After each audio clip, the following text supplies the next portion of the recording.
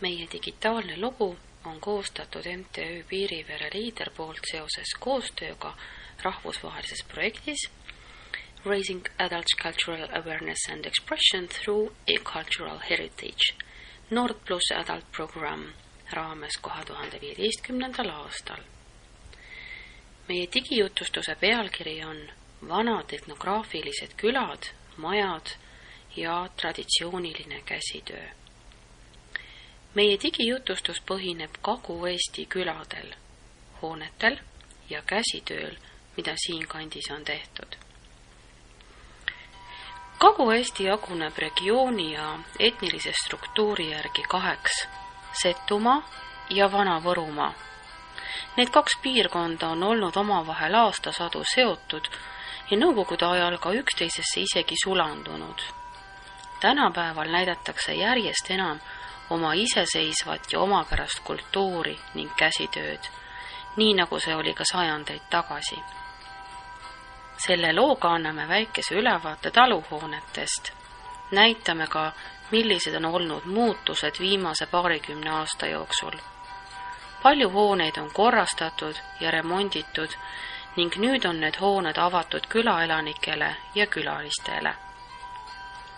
Eesti talu keskne süda on olnud rehielamu ja teised hooned, nagu aidad rõivaste, toidu ja sööda jaoks, laudad, saun, savikoda, sepikoda, on paiknenud selle ümber.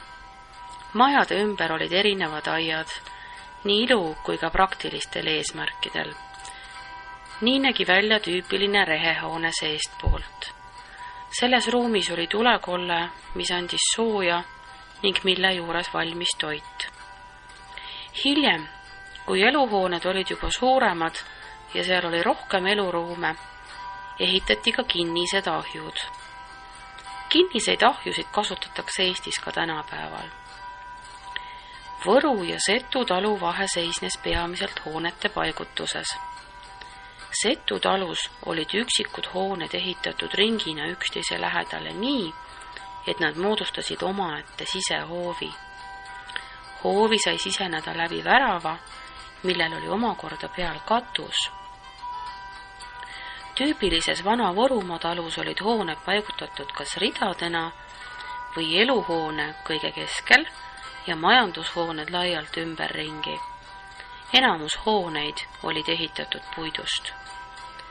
Siiski on ka savi laialt kasutusel ning 20. sajandi alguseni ehitati maju ka savist, kuna siinne maapõun on savi poolest rikas. Tänapäeval antakse saviehituse alaseid teadmisi edasi noorematele põlvkondadele. Savi on Lõuna-Eestis laialdaselt kasutust leidnud materjal nii ehituses kui ka käsitöönduses. Talude juures ei saa alahinnata majandushoonete tähtsust. Nendes hoiti nii riideid kui toitu ning sööta. Siin näete mõningaid renoveeritud hooneid. Igapäevane taluelu keerles peamiselt talve ettevalmistuste ja talve üleelamise ümber. Nii mehed kui naised olid talvel enamasti tubased ja tegid käsitööd. Palju sellest käsitööst on põlvest põlve edasi antud ning seda tehakse tänase päevani. Siin näete korvi punumise õpituba, aga siin kanga kudumist. Vöö kudumine ja siin on sepp tööhoos. Asjadel ja kohtadel on inimeste elus erinevad tähendused. Maa ja maainimesed on alati tihedalt seotud olnud. Eestlased on alati uskunud, et paljud kohad ja asjad toovad õnne ning jõudu. Neid asju peetakse pühadeks. Ka mustrid ja värvid on rohkem kui lihtsalt ornamendid. Neil on kindel tähendus ja mõju. Neid kasutatakse erilistel tähtpäevadel, pulmades, pidudel ja nii edasi. Laulud ja muusika on alati käinud pühade toimingutega kaasas ning väljendanud olukorra tähtsust ning sisu.